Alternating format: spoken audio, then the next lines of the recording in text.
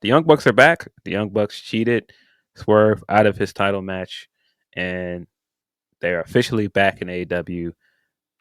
They opened AEW Dynamite this week right after Mox versus Shibata, which I thought was a solid match. I enjoyed it. Very funny that he keeps doing this thing where I'm like, man, I hated this finish to this main event. Wasn't a big fan of this main event. Then we get to the Dynamite the week after, and it was like, hey, that was pretty good.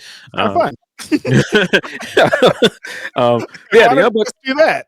Yeah, Young Bucks are back. They came out after the match. Mox is getting out of the ring. He does that wrestler dramatic pause while they're going through the rope. Like, what are they doing here?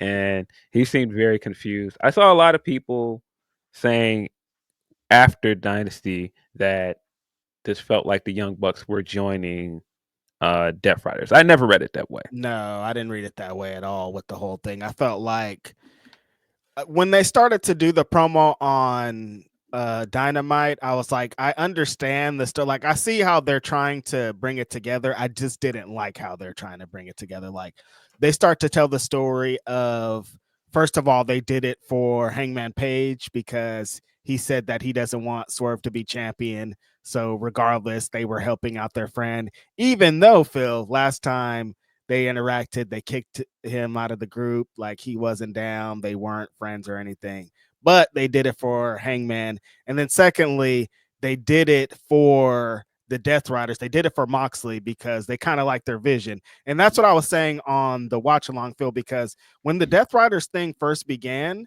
a lot of people were saying it feels just like what the EVPs are doing. It feels the same story that Jack and the Young Bucks were telling. So for them to be like, we liked your vision, we kind of were on the same thing, I understand.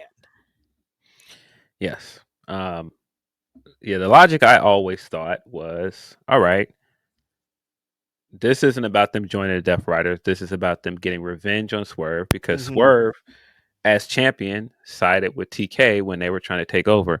Also, he was on the team against them at Blood and Guts. So, and they lost that match. So, he really put a halt on their hostile takeover because he led Team AEW to a win over them.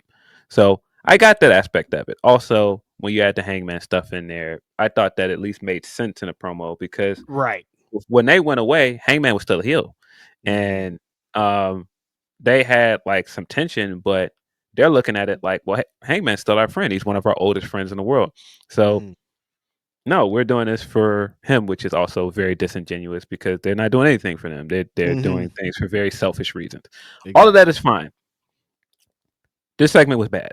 Yes. I hate to say it so bluntly, but it was bad. It was the Kenny part. I was like, all right, you guys, we might have to. Yeah, their reasoning was fine. The promo itself couldn't have been any more milk toast and boring. It was the same thing they've been doing. That's what I was like, oh, this is still the same shtick, and we done it. That wasn't what we wanted at the return of the Young Bucks. I think they've got to move on from the EVP stuff. It's just not clicking. They're cold as heels doing this act. I get what you were initially trying to do. You were trying to lean into the CM Punk stuff, lean into the idea that these guys are executives that are abusing their power, but it's just not getting the intended result. So I think you got to move on from it. It's just not hitting. And it's like you're the Young Bucks, and you guys could be utilized in such a better way. Like there's such a better way for you guys to be used on this show, and it doesn't take a lot. Like we don't really want a evil authority figure things and Young Bucks being able to dictate what happens on the show and them kind of still doing that same bit that they were doing. I just want them to get back to the wrestling and the graps and this isn't the way to do it. When they went away last year, I thought, okay, they're going to go away and retool this. You can still come back as heels, but just repackage this different way and do something different. And they're essentially coming back, still doing the same stuff. And I just didn't care. I got a little bit excited when Kenny came out. I was like, yeah, okay, we've been waiting for this interaction since Kenny came back. And Kenny, started his promo. And the more the promo went on, I was like, Why are you? What is? He started telling dad jokes, and I was just like, Uh, oh boy. Dookie was a part of it, and I was like, oh, there's a Dookie chant. I was like, oh, we've lost the plot, I think. Yeah. The as hot as Kenny has been since he's been back, he's been in great matches. He feels like a big deal again. I feel like this kind of damaged him. Like, Yeah. I don't think I'm not saying damaged him like, oh well, I don't like any of the stuff he's doing anymore. He can't come Mhm. back from this. But this was the first thing he's done since he's come back that was just like, oh, I don't like this at all. This made him look. It made him look lame. I was like, why Made are him we look doing this? mortal. It's like because he's been looking like this big superstar, this god. He comes out with the music, all the Yeah, matches feel epic. Everything he's been a part of. When he's doing the stare down with Osprey and he's telling him these are all the reasons why I needed to come back and prove to you all this, he felt like a big epic guy. On Wednesday, he felt like a loser. Like I was like, what is this? That's Kenny yeah, Omega, dog. He's telling Dookie jokes. What the fuck is this? yeah. It was not good at all. With Um, his gear, and he felt like he didn't really want to be there. I was like, I don't really. I think if because it feels like a step backwards, right, Phil? If like it does. if we're telling these, if what we've been telling of Kenny's return and what he wants to do upon all of this, and then like he's like, oh yeah, you guys were just awful when I was gone. These are all the reasons why I'm gonna make you pay. And it's like, what is this, Kenny? Yeah, I didn't like it. Even like the end result of it, I was like, Mhm. okay, this is where we're going. Now, I do think it was exciting to see Swerve at this point at this juncture with AEW being a part of Elite Lore, being a Yes, part of a main storyline with those guys and what like that means for this company. I think that's great. His line of saying like it's Bucks hunt season, all of that was great. his But fire was great. yeah, I just And then the set, like him and Kenny in the ring together, I was like, yes, like this is, I like this yes. part. Let's get to this.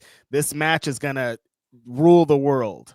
Yeah, even if it's just them tagging for a little bit, that would be fun. Mhm. Or like teasing, getting to the one-on-one match, all great.